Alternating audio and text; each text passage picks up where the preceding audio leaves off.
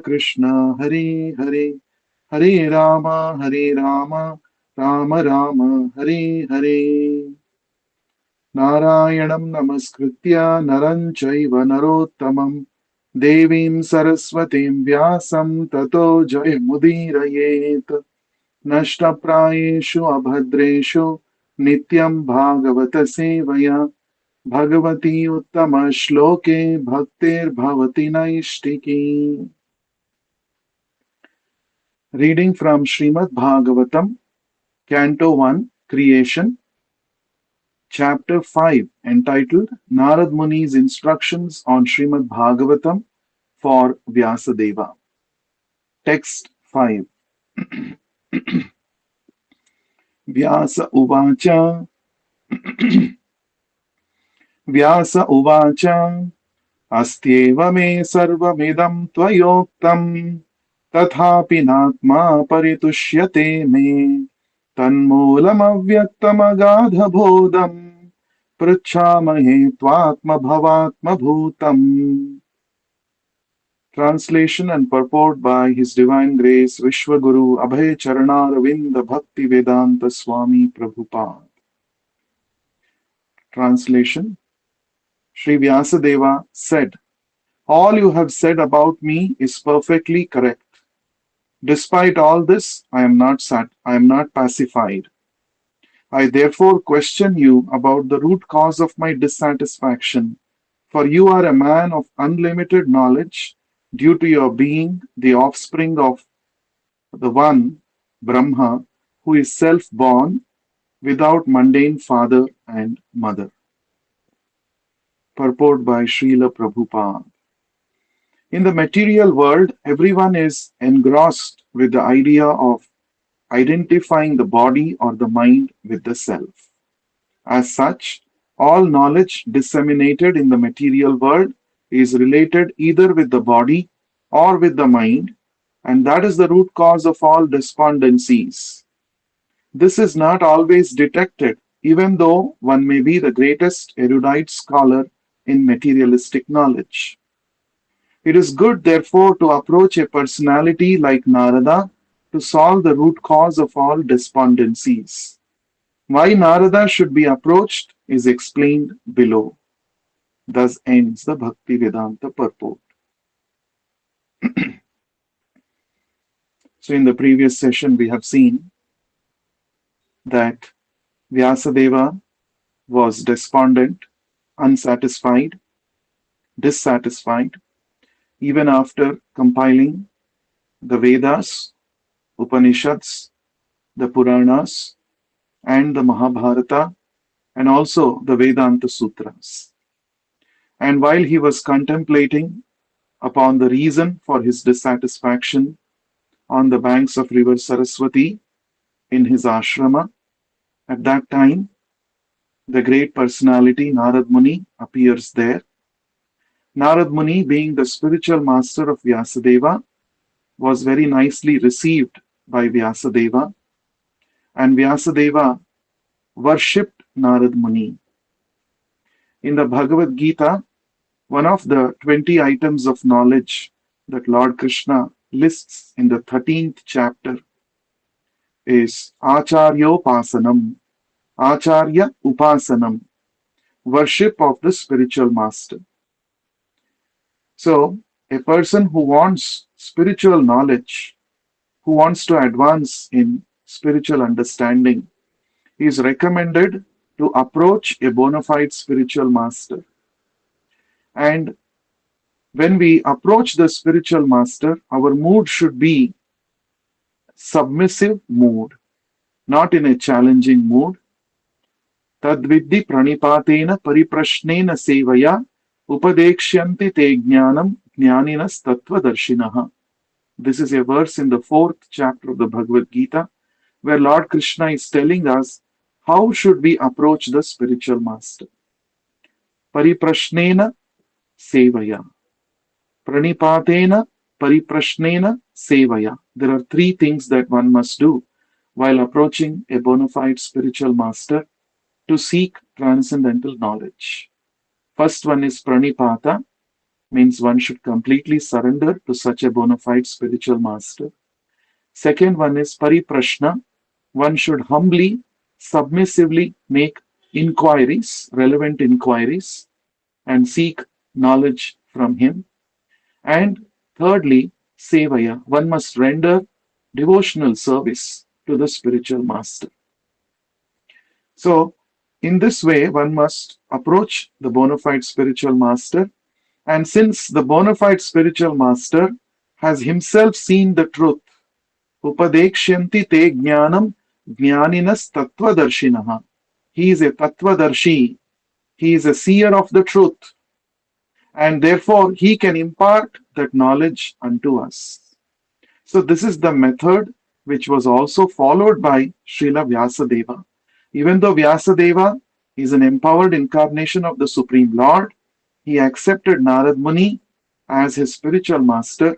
And when Narad Muni himself approached Vyasadeva on the banks of river Saraswati in his ashrama, Vyasadeva worshipped Narad Muni just like one worships the Supreme Personality of Godhead. Sakshad Haritvena Samasta Shastraihi Uktastata Bhavyata Eva Sadbihi Kintu Prabhor Yaha Priya Eva Tasya Vande Guru Shri Charanara Vindam. This is the verse from the Guru Ashtaka composed by Srila Vishwanath Chakravarti Thakur, which we sing every day in the morning during Mangalarati. And this verse says, the spiritual master must be worshipped as good as Krishna. This is the verdict of all the Vedic scriptures. And even in the 11th canto of Srimad Bhagavatam, when Lord Krishna instructs Uddhava, he says this, Acharyam mam vijaniyan navamanyeta karhichit. So Lord Krishna says, you should consider the Acharya, the bona fide spiritual master, as good as me. And you should not consider the spiritual master as an ordinary person belonging to this material world. So these are all the instructions that we see in the scriptures pertaining to the subject matter of how to approach the spiritual master, how to worship him, how to consider him. So Vyasadeva, he is teaching us by his personal example the way he worshipped Narad Muni, the way he puts forward his inquiries. It is really important for us to see and follow in the footsteps of Vyasadeva.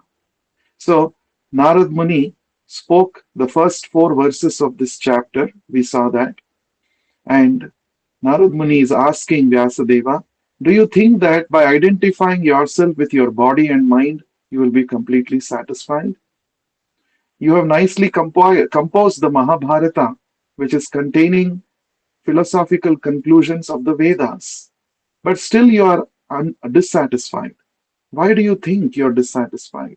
Like these questions were asked by Narad Muni, and now Vyasadeva begins to answer in the 5th verse. Vyasa uvacha astyeva me sarvamidam tvayoktam. So first of all, Vyasadeva is acknowledging all the words spoken by his spiritual master Narad Muni. He is saying, Asti eva. Asti means there is. Certainly, whatever you are speaking is correct. Sarvam idam, all that you have spoken. Tvaya uktam, all that you have spoken is perfectly correct, my dear spiritual master. Tathapi, and even then, na atma paritushyate. Myself, the soul, I am not satisfied. Paritushyate means is not satisfied, does not pacify. Na atma paritushyate me. Tanmulam avyaktam agadha bodham. Tanmulam. Tanmulam. Mulam means root. Tat means of which.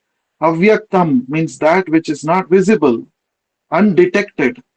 Agadha bodham, the man of unlimited knowledge.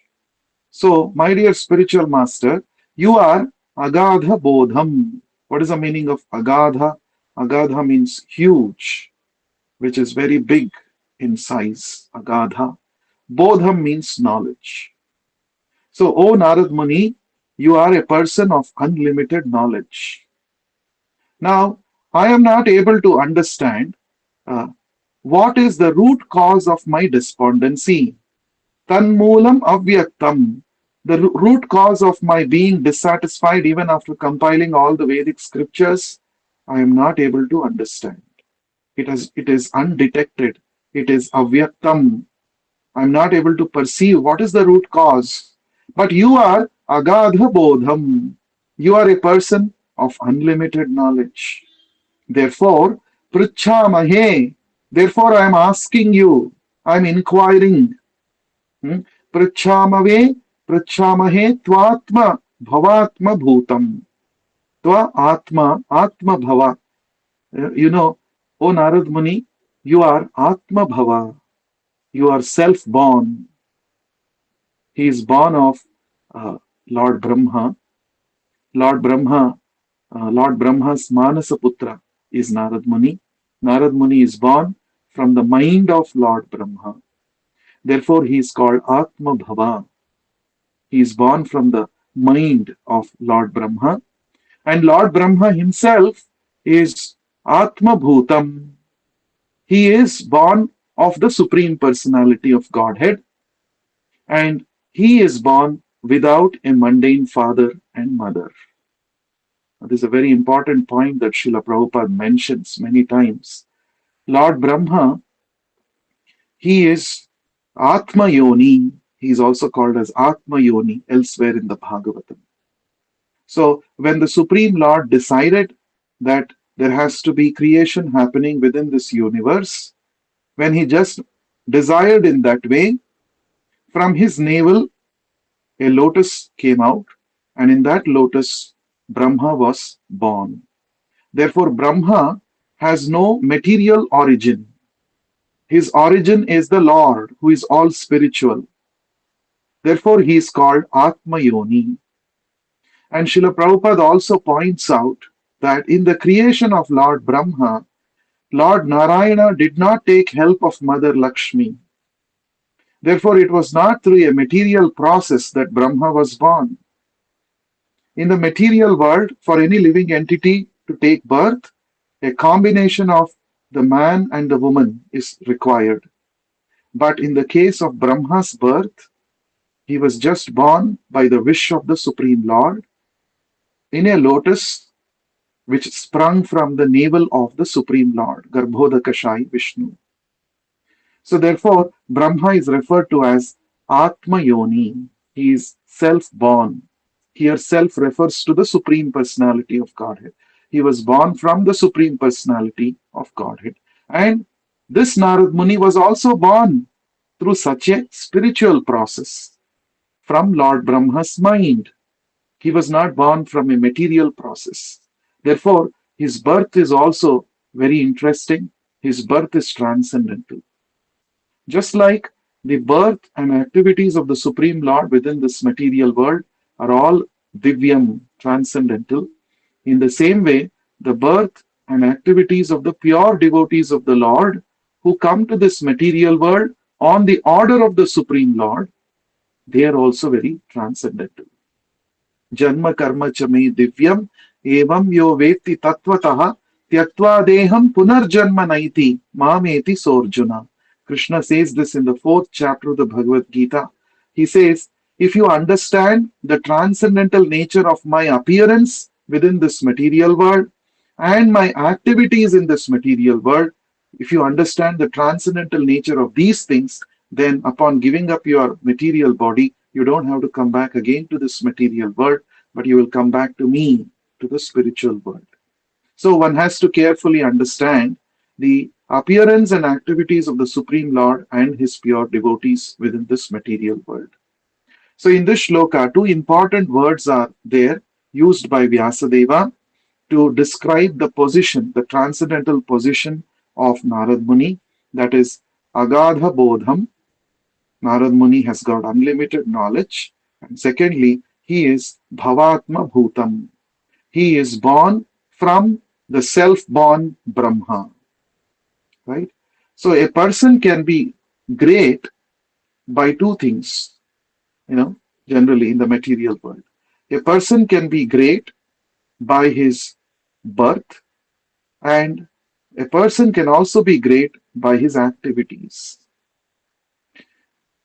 Birth is not so important in this material world because a person can be born in any circumstance, and it is all decided by the laws of karma based on one's previous activities. But what truly is important is a person's activities. Taking birth may be not our choice, but what activities we are going to perform in our life, that is based on our choice. We can decide, we can choose. If we choose to follow the path of the pure devotees, then our life can become glorious. Generally, in the material world, as it is mentioned in the scriptures, Janmana Jayate Shudraha. By birth, we are all unqualified. But if we choose to follow the Bhagavata Marga, as chalked out by pure devotees like Narad Muni, then our life can become glorious through the activities of devotional service. Srila Prabhupada also said, uh, a person's life becomes glorious when he becomes a devotee of the Lord, when he surrenders at the lotus feet of the Lord and renders service to the Lord. So, in our case, in the case of conditioned souls like all of us, birth is generally not so great, but we can make our life great through our activities of devotional service. But when it comes to the pure devotees of the Lord, both their birth and their activities are all glorious. That is why Bhagavatam is describing the birth and activities of not only the Supreme Lord, but also the pure devotees of the Lord, like Narad Muni. So, Vyasadeva is first of all saying, I don't know what is the cause of my dissatisfaction. I'm not able to figure out the root cause.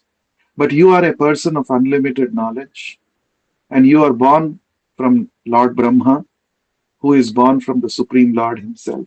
Therefore, you will know. So, you please tell me what is the cause of my dissatisfaction. Sri Chaitanya Mahaprabhu says, Guru Mora Murkha Deki Karilo Shasan. So, Chaitanya Mahaprabhu once said to the Mayavadi sannyasis in Kashi, he said, actually, my spiritual master told that I am a murkha, I am a foolish person. And therefore he said, you don't study the Vedanta. Instead, you simply chant the holy names of the Lord. This is the Shasana, this is the direction that my spiritual master gave me. So Chaitanya Mahaprabhu is not an ordinary person. He is the Supreme Lord Himself. He is the source of all knowledge. But He is presenting Himself how a disciple should present himself in front of his spiritual master. In front of the spiritual master, a disciple should not be interested to show his scholarly abilities, his knowledge, and all of that. He must consider himself a murkha, a foolish person in front of the spiritual master. Because only when we find ourselves in a humble position, only when we consider that I'm actually not qualified, I have no knowledge, only then we are fit to receive transcendental knowledge. The same spirit we can see in the Goswamis of Vrindavan also. When Srila Sanatana Goswami met Sri Chaitanya Mahaprabhu, he said, oh my dear Mahaprabhu, I don't know who am I, ke ami, who am I don't know. What is my position? I don't know. What is the goal of life? I don't know. I don't know anything. But still, people in this world consider me to be a great scholar. But I don't accept that. I am not a scholar because I don't even know who am I. I don't even know what I should be doing in my life. I don't know what is the purpose of this life. I don't know how to achieve the perfection of this life. So if this is the case, how can I accept that I am a great scholar? I am a fool number one. And I have come to you by your mercy. I have been able to achieve your lotus feet. I have come to you, O Chaitanya Mahaprabhu. Please instruct me in the transcendental knowledge. Please tell me who am I. Please tell me what should be my activities. Please tell me what should I do to attain perfection of this human life. I am so disqualified. So this is the position of Sri Sanatana Goswami when he presented himself in front of Sri Chaitanya Mahaprabhu. So this should be the mood when we are associating with Srila Prabhupada. Each time when we are reading Srila Prabhupada's books or when we are hearing his lectures, we must be anticipating, oh, today is something new I will understand from Srila Prabhupada's books. We should not be in this mood that, oh, I know, I have read this book so many times. I have heard Srila Prabhupada lectures so many times. No, this familiarity is a big obstacle for one who wants to make spiritual advancement. Familiarity breeds contempt, Srila Prabhupada said. So we should not become victimized by this familiarity disease. Each time there is something new that Srila Prabhupada is going to reveal to us, provided we are in that mood of receiving the knowledge. We are in the mood of pranipata, surrender, pariprashna, submissively inquiring, and sevaya, service, rendering service. If we don't have the thirst for transcendental knowledge, we may be surrounded by all the books of Srila Prabhupada, but we will not be able to make the best use of that. So the thirst for spiritual knowledge, that is very, very important. And in this verse, we can sense that thirst of Vyasadeva when he was speaking to his spiritual master, Narad Muni.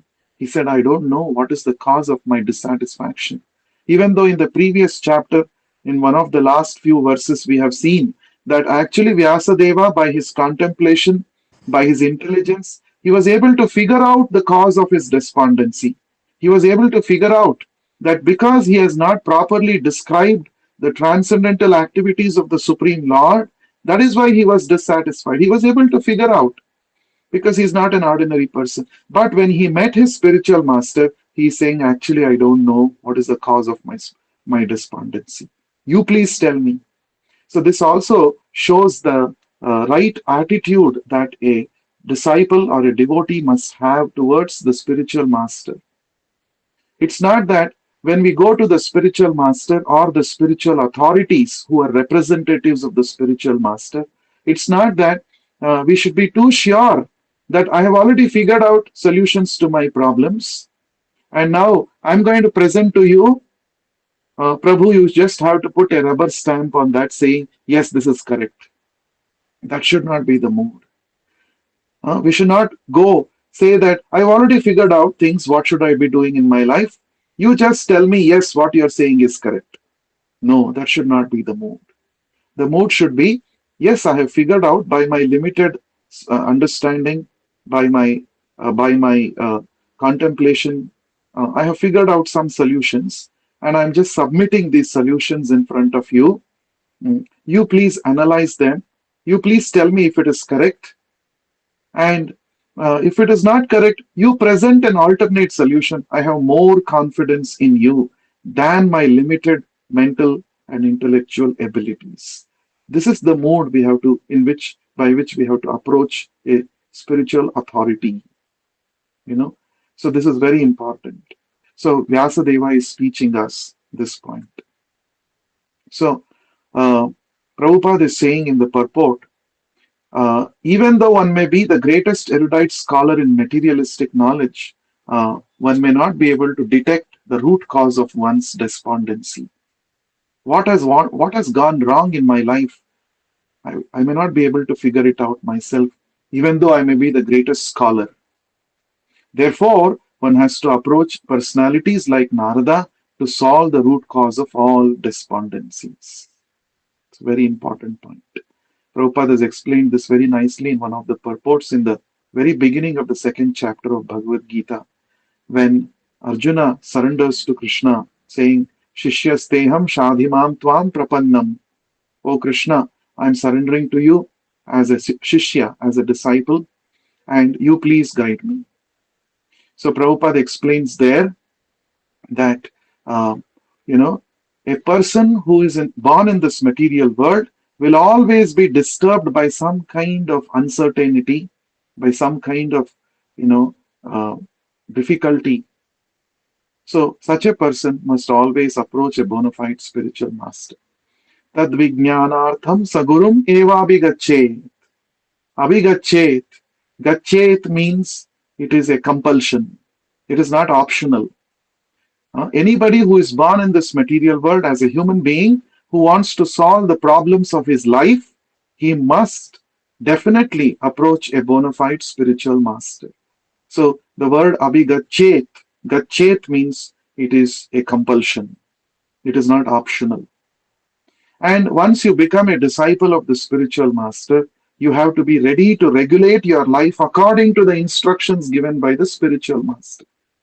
So this word shishya in Sanskrit comes from the shas dhatu, the same dhatu from where the word shastra, shastra, all of these come from the same root word. Dhatu means root word. Shas. Shas means to be controlled.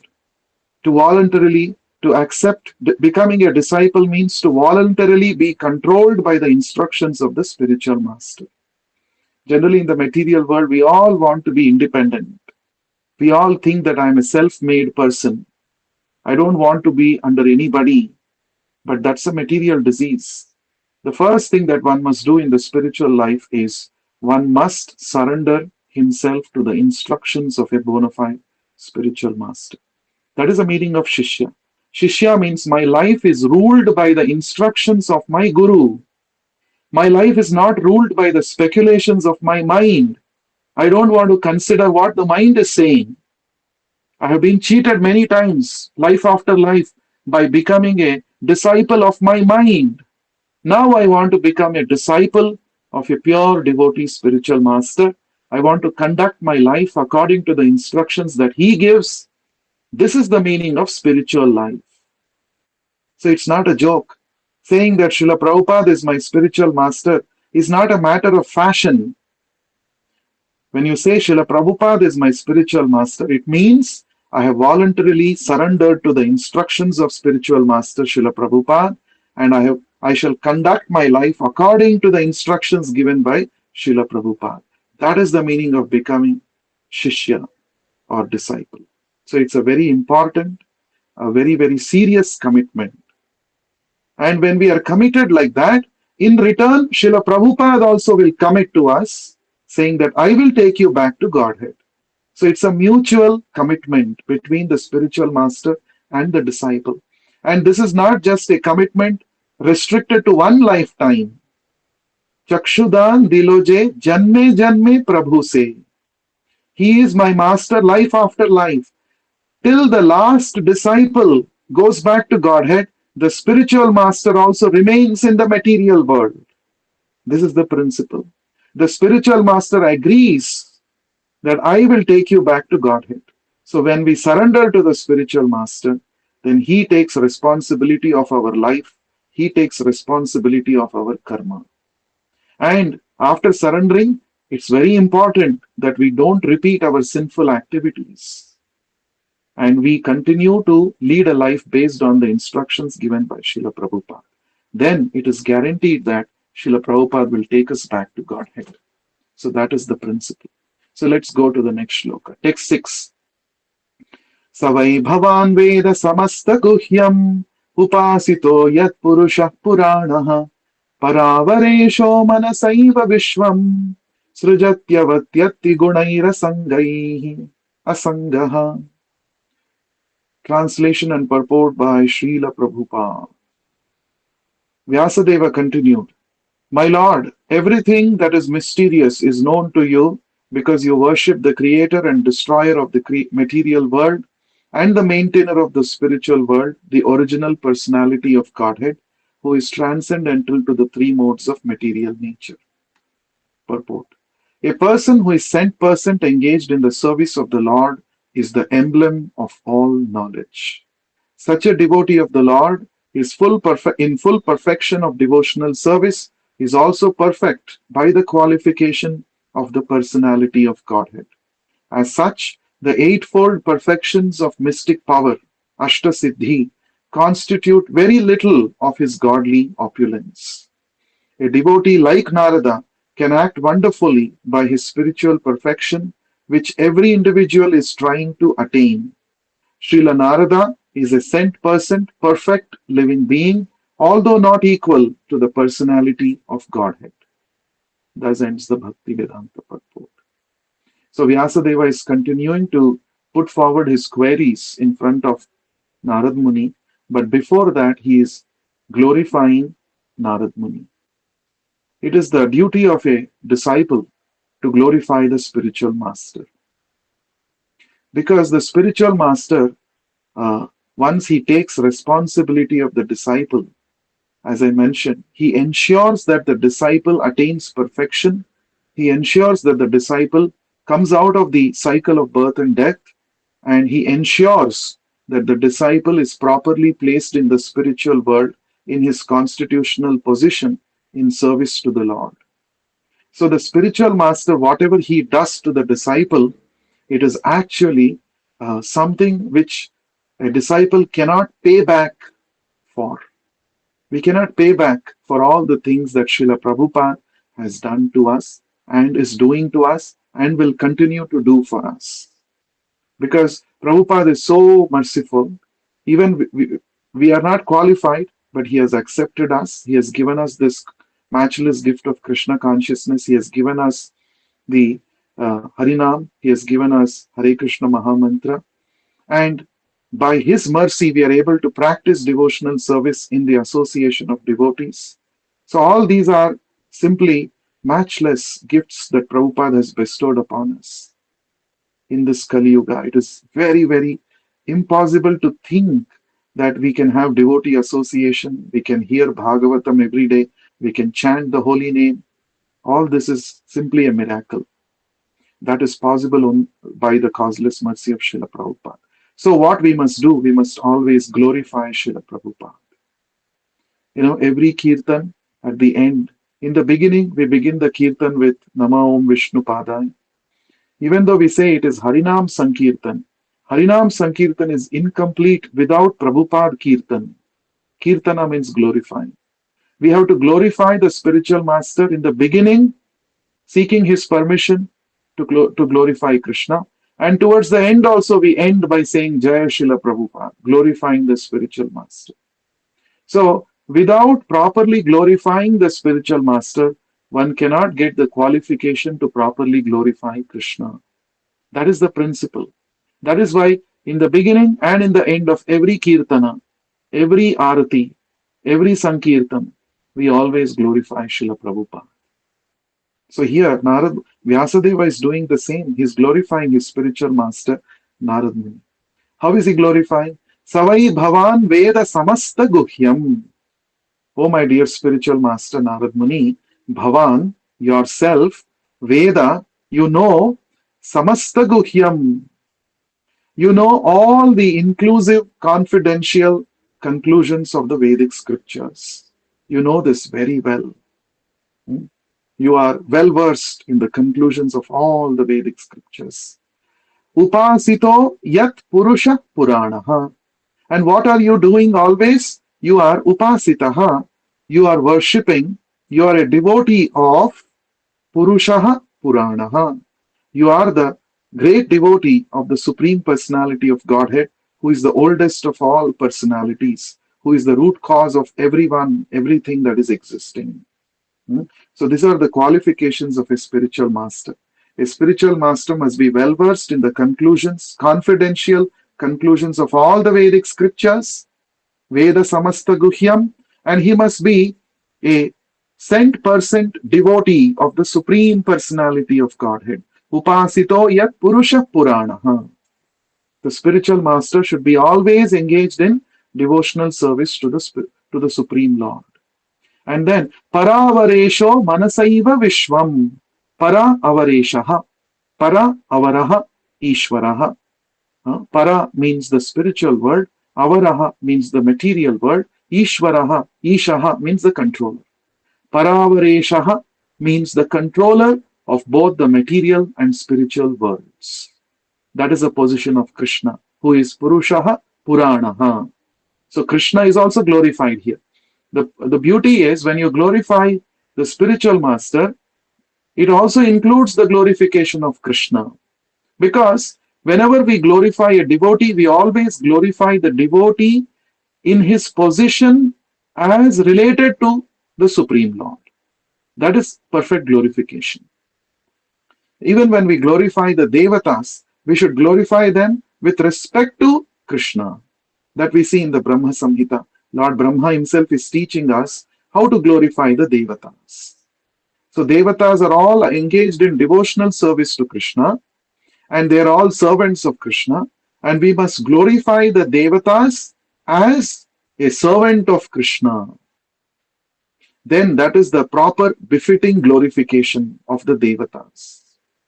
In fact, when we are glorifying anybody in this material world also, we should always see them, we should glorify the empowerment that they have received from Krishna. In that way, we are actually glorifying Krishna. We are not actually glorifying, just the ordinary person. Suppose somebody is a good singer or he has some talent, then we should glorify, oh, Krishna has empowered him with such good qualities and abilities. In that way, we are properly glorifying because we are seeing the real source of one's abilities and talents. We should glorify Krishna in all situations. That is how a devotee should speak or use his power of speaking. So therefore, here, while Narad Muni is being glorified by Vyasadeva, he is actually glorifying Krishna. O Narad Muni, you are engaged always, upasitaha, in the loving service of Purusha Puranaha, the oldest of all the personalities, the Supreme Personality of Godhead, who is Paravareshaha, who is the controller of both the material and spiritual worlds. In fact, Bhagavatam also says, Sarva Deva Mayo Guruhu. The spiritual master is the sum total of all the Devatas. So when one glorifies the spiritual master, one actually worships all the Devatas, the 33 crore Devatas. So every day we perform Guru Puja for Srila Prabhupada. So when we are performing Guru Puja, we are glorifying the spiritual master, worshipping him. We must know that by worshipping the spiritual master, we are worshipping all the Devatas. This is what the Bhagavatam is saying. Sarva Deva Mayo Guruhu. Right? So Narad Muni is being glorified. And here it is said, Paravaresho Manasaiva Vishwam Srajati Avati Atti. What does the Supreme Lord do? That Supreme Lord, who is always worshipped by Narad Muni, what is his position?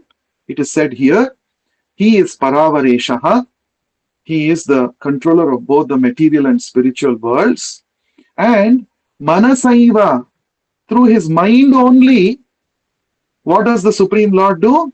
Vishwam Srajati, he creates this universe just by his willing within his mind. Now this is based on what the Vedas say also. So Vedas say this, the Supreme Lord thought that let there be creation, and there was creation. If we want to create something, we have to plan, we have to get all the materials, we have to get all the people required. Suppose you want to build a house, you have to first arrange a budget for the house. Then you have to arrange all the raw materials required. First of all, you should have a site, a place to build the house. Then you have to make arrangements for finance, raw materials, and then you have to get the laborers, all the laborers you have to get for building the house. And time to time, if there is a shortage of materials, you have to keep supplying. You have to ensure that proper workforce is there so that the work is getting done, the house is getting constructed. So even though it starts with a desire to have our own house, we have to personally involve in every step of building the house. But that's not the case with the Lord. The Lord just desired, let there be creation, and all his energies executed his will. That is why the Lord is called Satya Sankalpaha, he whose desire never fails. Just by desiring, the Lord can bring about this entire material world. That is the position of the Supreme Lord. Therefore, here it is said that Manasaiva Vishwam Srajati. Just by his willing within his mind, just by his desiring, this entire universe came into existence. Srujati, Avati, Atti. Three words. These three words come many, many times in the Bhagavatam. Srujati means creation, he creates. Avati means he destroys. Atti means he maintains. All these three things Krishna does just by his willing, just by his thinking within his mind.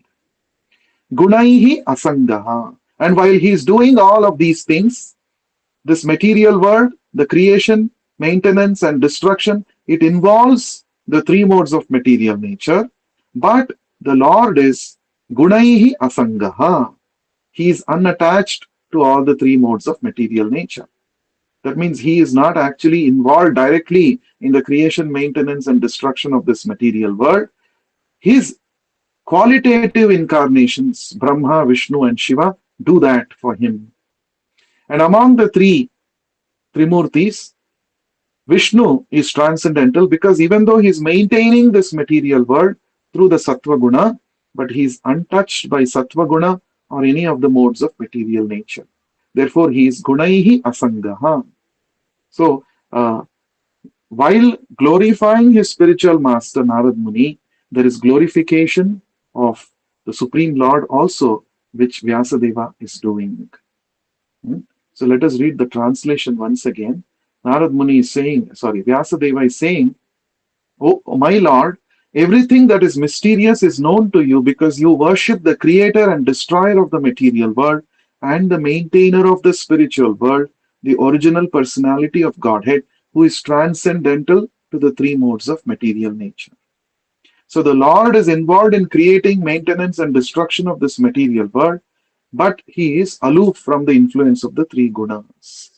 So, and that Lord, who is the original Purusha Purana, that Lord, you are worshipping always. Oh Narad Muni, you're always worshipping him. Therefore, I am worshipping you. Right? So, why do we worship the spiritual master? Because spiritual master is always engaged in worshipping the Supreme Lord. And when we are engaged in worshipping the pure devotee spiritual master, through him we are worshipping, we are glorifying the Supreme Personality of Godhead. Now, two important things Prabhupada mentions in this purport. In the very first line, Prabhupada is saying, a person who is 100% engaged in the service of the Lord is the emblem of all knowledge. So simply by engaging fully in the service of the Lord, the spiritual master becomes fully conversant with all the conclusions of the confidential parts of the Vedas. Simply by engaging in devotional service, one can actually become perfect. And pure devotee spiritual master is such, is the most perfected devotee, and therefore he is described as the emblem of all knowledge. So Prabhupada is called Bhakti Vedanta Swami. Bhakti and Vedanta. So by engaging in bhakti, one gets the conclusions of Vedanta. The Mayavadis, they think the bhakti is a material process. Bhakti is only in the beginning stages of one's realization. Just to have an object for focus, one has to worship the deity. But the deity is material. The name of Krishna is material. These are all the conclusions, false, wrong understanding of the Mayavadis. But only by engaging in devotional service can one understand the real absolute truth. As Krishna himself says in the Bhagavad Gita, Bhaktyamam abhijanati yavan yaschasmi tattvataha. If you want to understand me tattvataha as I am, the only way is bhakti, rendering of devotional service to me. And since the spiritual master has perfected this art of rendering devotional service to Krishna, he has factually realized Krishna tattvataha in full. Therefore, we must catch hold of the lotus feet of such a bona fide spiritual master. Krishna se tomara, Krishna dite paro, tomara shakati ache. It is mentioned in one of the Vaishnava songs that the spiritual master He has Krishna as his property. Krishna is the property of the bona fide spiritual master.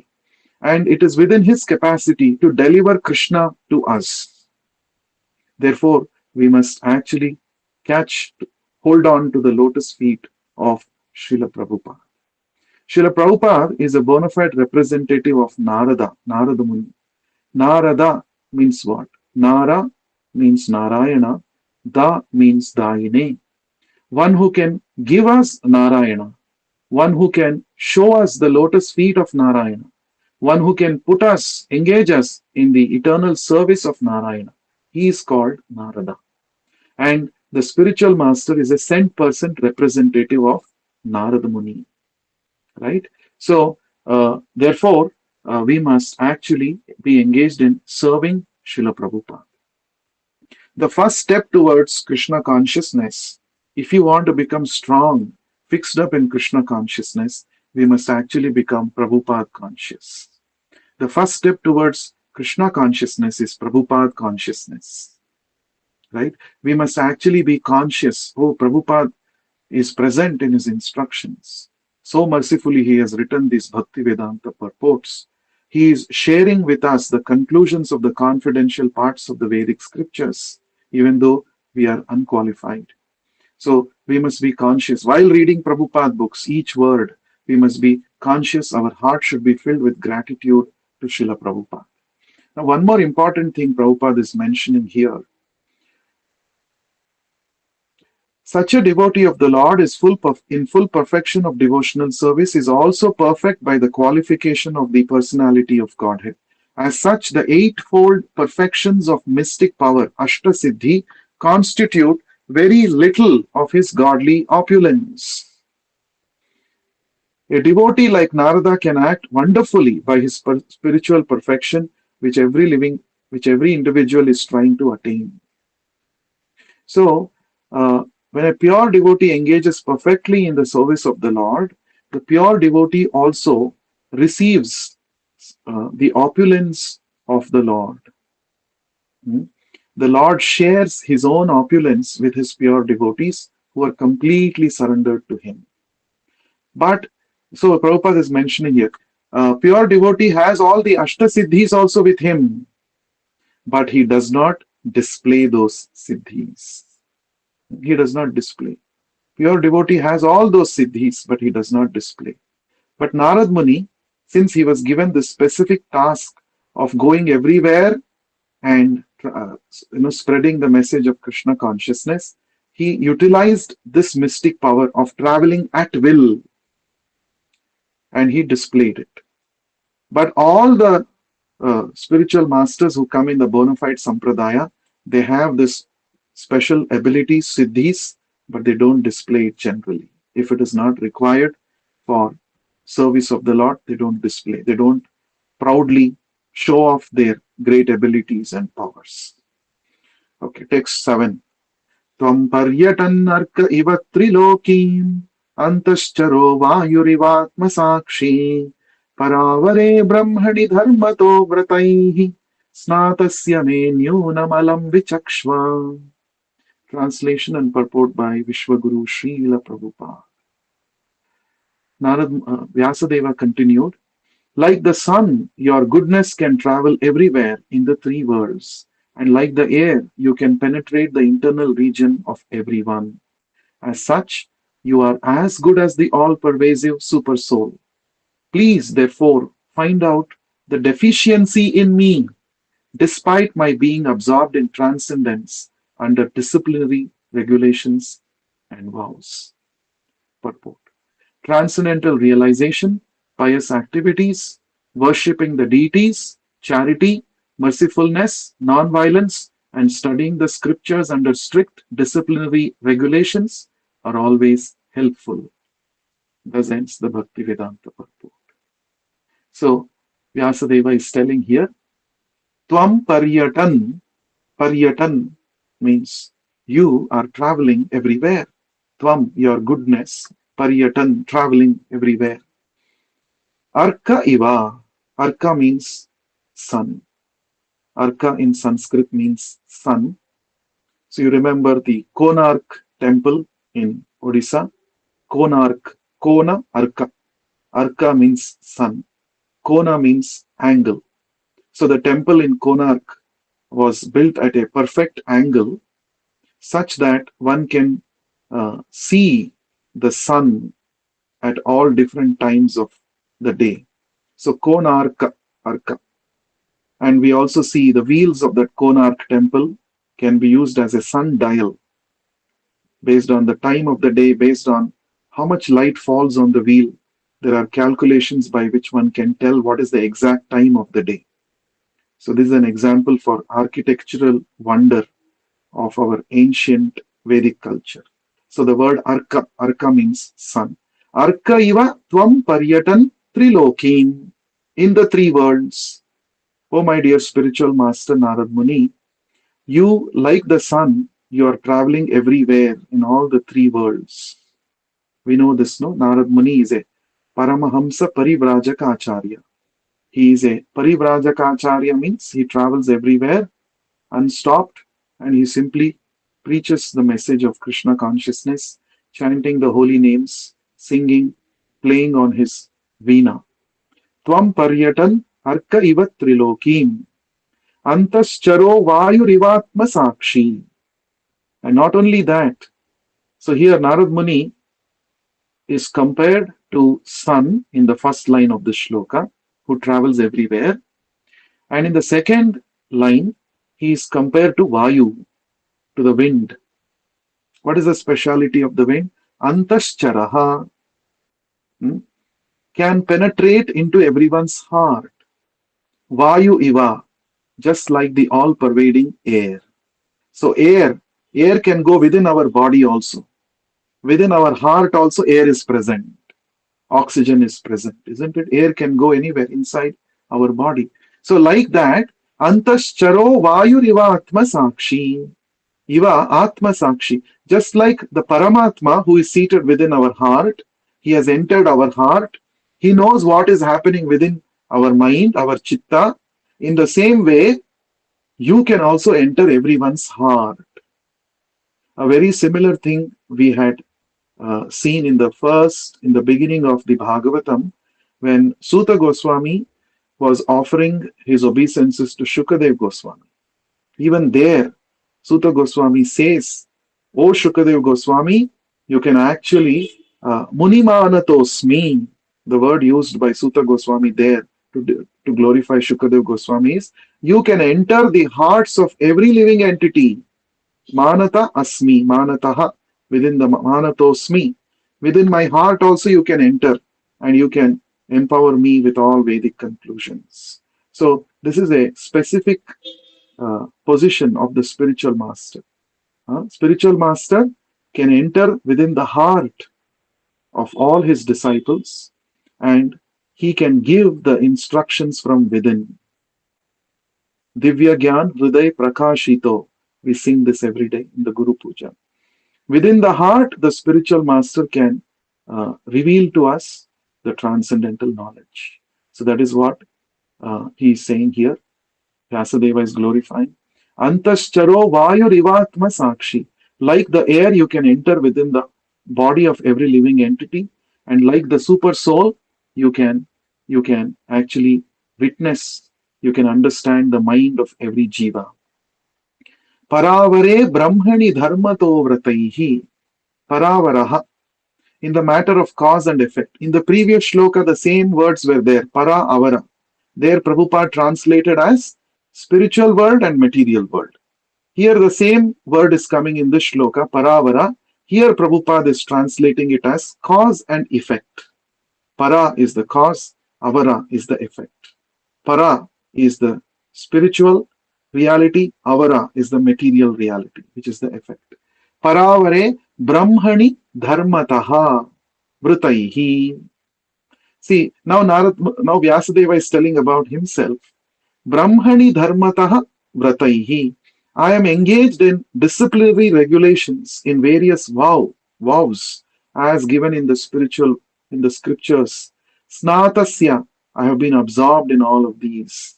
Snatasya means to be absorbed in study. Even today, this word is used in some of the Indian languages um, for degree. Degree, it is called Snatakottara Padavi. It is called. If you're doing any degree, Snatakottara, Snataka Uttara. Uttara means after. After you have done your basic education, you do the degree, isn't it? That's called Snataka Uttara Padavi. Padavi means degree. So here the word Snatasya means being absorbed in. A student is supposed to be absorbed in cultivation of spiritual knowledge and also in disciplinary regulations and vows that are given by the spiritual master and the scriptures. Even though I have been absorbed, Snatasya dharmata vrataihi brahmani in the absolute, but still I am not satisfied. There is some deficiency in me, Vyasadeva is telling. Me nyunam alam vichakshva. Me, mine, nyunam. Nyunam means deficiency. What is lacking in me? Alam, clearly, vichakshva. Search out. Please tell me, my spiritual master, what is my deficiency? This is very, very important. This is a very important quality of a disciple. A disciple should always uh, be interested to know where am I lacking? Where am I falling short? Isn't it? So, whenever we do any service, suppose spiritual authorities assign us some service, and to the best of our abilities, we render the service. After the service is done, we should always go and ask the devotees who have allocated service to us, are you pleased with my service? Is there something where I can improve? Please tell me, please give me your feedback. This is very, very important. This is the quality of a progressive devotee. A progressive devotee will not think that, yeah, I have done this task very nicely. Whatever Prabhu told, I have done it very nicely. I think it is perfect. It is correct. No, we should not do a self-assessment and be happy with that. Of course, we should do a self-assessment, but at the same time, we should also ask. Because finally, service means to please the person who has given us the service. That is the meaning of service, isn't it? Service means, okay, I have done service according to the instruction of this devotee. Is the devotee happy and pleased with my seva? Is he satisfied? Because that is the ultimate purpose of doing service. The purpose of doing service is not merely completing the task. It's not merely completing the task, but through doing that devotional service, have I developed attachment to Guru and Krishna? That is the main thing. Now, how do I know whether I have developed attachment or not? Have I properly done the service as it is pleasing to the spiritual authorities or not? That is a litmus test.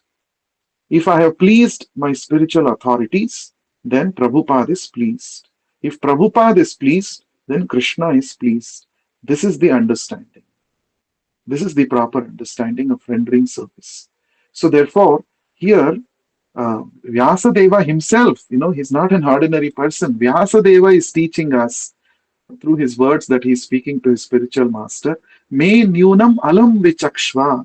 Now nothing is hidden from you because you are like the super soul. You can enter into everyone's heart. And you are like the sun who travels everywhere, all over the world. So nothing is hidden from you. So therefore, you please tell me what is the deficiency in me. Even though I have nicely absorbed myself in all sadhana process, I have been executing all disciplinary regulations and vows according to the scriptural injunctions, but still there must be something which is lacking in me. You please tell me what is that. So this is the quality of a progressive devotee. Very, very important quality. Vyasadeva is teaching us. I will take another 10 minutes. Text 8. Sri Narada Uvacha. Now Narad Muni is beginning to speak. Bhavatanudita prayam yasho bhagavato malam yenaivasau natushyeta manyeta darshanam khilam. Translation and purport by Vishwaguru Srila Prabhupada. Translation.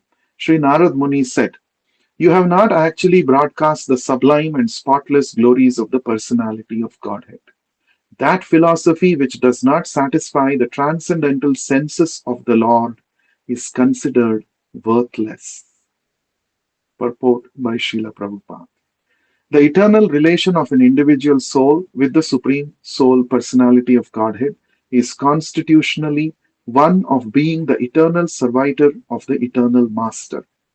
The Lord has expanded himself as living beings in order to accept loving service from them, and this alone can satisfy both the Lord and the living beings.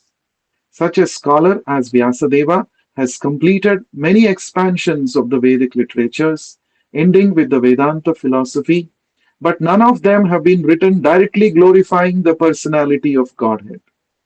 Dry philosophical speculations, even on the transcendental subject of the Absolute, have very little attraction without directly dealing with the glorification of the Lord.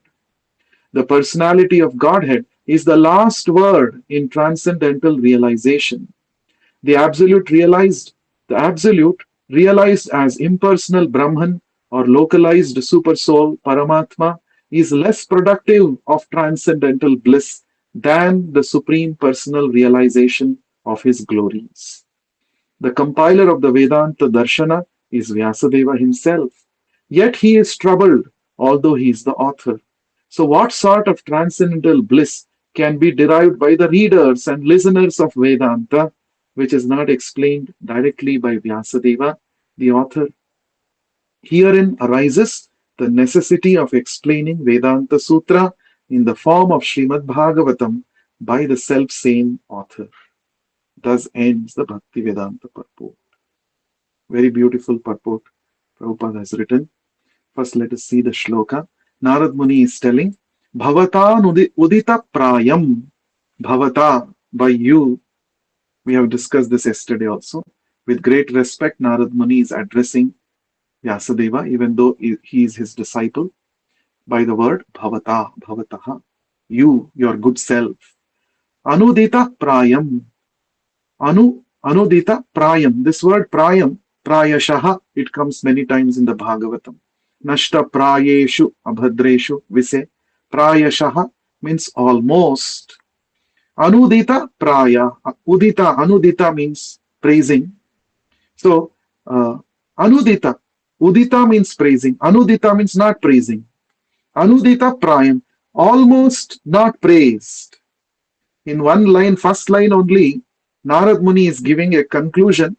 He is giving his feedback about all the Vedic scriptures, including Vedanta, that Vyasadeva has compiled. What is that one line remark by the spiritual master? Bhavata anudita prayam. So many scriptures you have compiled, Vedanta also you have written, but almost you have not glorified the Lord at all. This is a big blunder you have done. It's a very strong statement. Bhavata anudita prayam. You are not at all. Almost you are not glorified. Yeah, there and here you have glorified the Lord, but that's not sufficient. Bhavata anudita prayam. Yasho bhagavata amalam.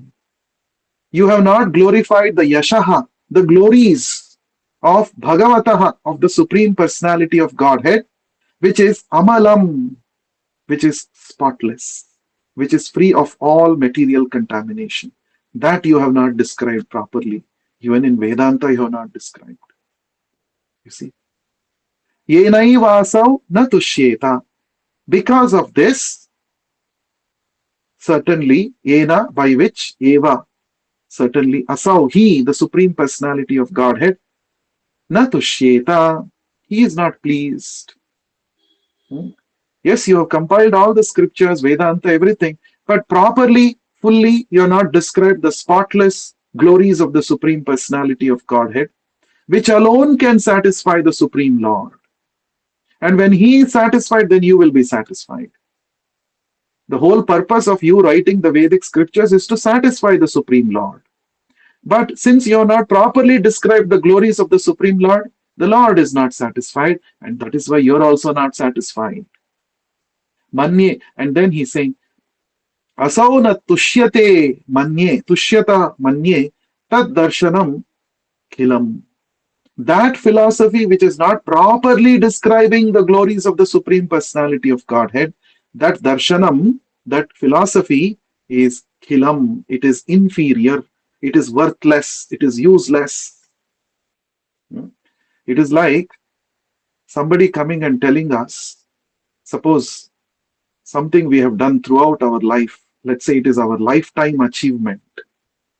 Whole life we have dedicated to that purpose and we have worked hard day and night and we have achieved it. And at the end of our life, somebody is coming and telling us all that you did throughout your life, it is worthless, it is useless. Then how will you feel? Isn't it a similar feeling, Vyasadeva might have gone through by this assessment of Narad Muni? You have done such a big thing, you have done Mahabharata, Vedanta, everything you have written, but nowhere you have properly, fully described the glories completely of the Supreme Personality of Godhead, whose glories are all spotless. And that is why you are not satisfied. And any philosophical presentation which is not satisfying the transcendental senses of the Lord, that philosophy is worthless. It is useless. So the talk between the spiritual master and the disciple is always serious talk. So Narad Muni is very seriously telling, all that you have done so far, I it is considered worthless. Hmm? So, and this kind of a strong feedback when we receive from the spiritual master, when we receive from our spiritual authorities, when we take it from an emotional point of view, we will be very much saddened. We will be hurt. Our feelings will be hurt. What is this Prabhu saying like this? I did so hard work and I have done this service. And Prabhu is telling it is not nice. It is not okay. It is not good. You know. So we feel very bad at that moment. But we should always know that none of the devotees have any personal grudge against us. Whenever they are giving us any feedback, especially a critical feedback, we should know it is the mercy of the spiritual master which is flowing to us through them. It is an opportunity for us to do a soul search and become conscious of our deficiencies and improve. It's an opportunity to improve. We should not become annoyed. We should not become mentally disturbed and say, oh, I think this is not for me. I will give up my service. These people are not satisfied at all. Every time when I say something, when I do something, uh, my spiritual authorities are pointing out errors in it and they're correcting me, and this is hurting me. Actually, what is getting hurt is our false ego. And it is good that our false ego should be hurt. Only then we become humble. Because we consider too high about ourselves, isn't it? Ahankara vimudhatma kartaham iti manyate. We consider that I'm so great, I have done this, I have so much abilities, and whatever I have done is so nice. We have full confidence on our activities, on our abilities. But this is all a doing of the false ego. So when we receive this feedback, critical feedback from the spiritual authorities, it's an opportunity to become humble, right? So this is a very important principle. And here, another important thing that Prabhupada is mentioning very strongly, he's mentioning here, if the author himself is not satisfied after writing Vedanta, just imagine what will be the fate of the readers. Vedanta is supposed to be the ultimate conclusion of all the Vedic knowledge. After compiling the Vedanta darshana, uh, it has two meanings. Darshana means seeing, darshana also means philosophy. Because it is through philosophy that we will get to see the absolute truth, isn't it? So it's called Vedanta darshana. So the compiler of Vedanta Darshana, Vyasadeva, himself was not satisfied after compiling the Vedanta. Then what sort of transcendental bliss can be derived by the readers and listeners of Vedanta? Right? Therefore, Vyasadeva had to explain that Vedanta. And this Srimad Bhagavatam is the explanation of the Vedanta. So without studying Bhagavatam, one cannot understand Vedanta. That is the conclusion. So Vedanta has been written by Vyasadeva, but the explanation of Vedanta has been written by the self same Vyasadeva under the direction of Narad Muni. Therefore, when one reads Bhagavatam, one understands truly what is the essence of Vedanta Sutras. Therefore, Bhagavatam is called the natural commentary of the Vedanta Sutras, on the Vedanta Sutras. Right? So,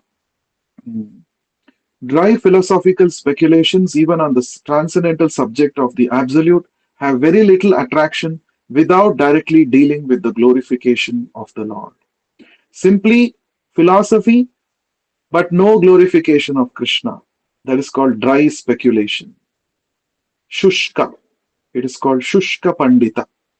Shushka means dry, dry scholars. The Mayavadi scholars are all called Shushka Panditas. Why? Because they talk big, big philosophy, but they do not glorify the Supreme Lord. Without glorifying the Supreme Lord, without being engaged in devotional service of the Supreme Lord, simply dry speculation, dry arguments will not satisfy either the soul or the Lord. This is one more important thing that we have to understand. Another important point, last point I will just say and close the session. The Lord has expanded himself as living beings in order to accept loving service from them. So, all of us, we are parts and parcels of Krishna, we are expansions of Krishna. And uh, why has the Lord expanded into all of us? To receive service from us. If you are alone, you cannot be happy. You feel that somebody should be with me so that I can relate with that person. I can have a loving relationship with that person. We all have this tendency, isn't it? Being alone is not so interesting. But being in the association of someone with whom we can share our feelings and love and joy and happiness, that enhances our happiness. Why do we have this tendency? Because originally this tendency is there in the Lord, and we are his parts and parcels. So the Lord expanded himself into living entities to increase his bliss. So we are all meant to give bliss to the Lord. Our very existence is meant to serve the Lord, to increase his bliss. And when we do that, we also become blissful. Only that can satisfy us and the Lord. So therefore, Bhakti Yoga is the perfect process which helps us to achieve the purpose for which we have been created. And by Bhakti Yoga, when we render loving devotional service to the Lord is satisfied. And since we are his parts and parcels, we will also be satisfied. Prahlad Maharaj gives a wonderful analogy in his prayers in the 7th canto connected with this. Suppose you are seeing your face in the mirror, and if you decorate your face, the reflection of your face in the mirror will also be automatically decorated. You don't have to separately go and decorate the reflection in the mirror. You simply have to decorate your face, and the reflection in the mirror will also become decorated automatically. In the same way, when we render service to Krishna, and Krishna is pleased and he is satisfied with our service, then because we are Amsha of Krishna, we also become happy and satisfied. This is the bona fide way of seeking happiness. We should not try to separately seek happiness. We should seek happiness by serving Krishna because he is our original source. And when the source is pleased, the effect we also will be pleased. So these are all very important philosophical conclusions that are present In fact, this is the essence of all Vedic knowledge that on the orders of Narad Muni, Vyasadeva is going to expand and explain in Srimad Bhagavatam, and we shall see that in the coming verses. Right? So, um, this chapter is very important. So, from tomorrow onwards, we will spend more time on each shloka. Maybe we will discuss only two or three shlokas at max. And because these are all very important philosophical conclusions that we have to become aware of. And the whole Bhagavatam is actually based on the instructions that Narad Muni gives to Vyasadeva in this chapter. So, based on the instructions that Narad Muni gives, Vyasadeva further expands based on his realization. And that is what we will be seeing in the coming verses. So, we will take up Q&A tomorrow. We will close the session now. Thank you so much for your time. ग्रंथराज Shrimad Bhagavatam की जय, विश्व गुरु श्रील प्रभुपाद की जय. हरे कृष्ण.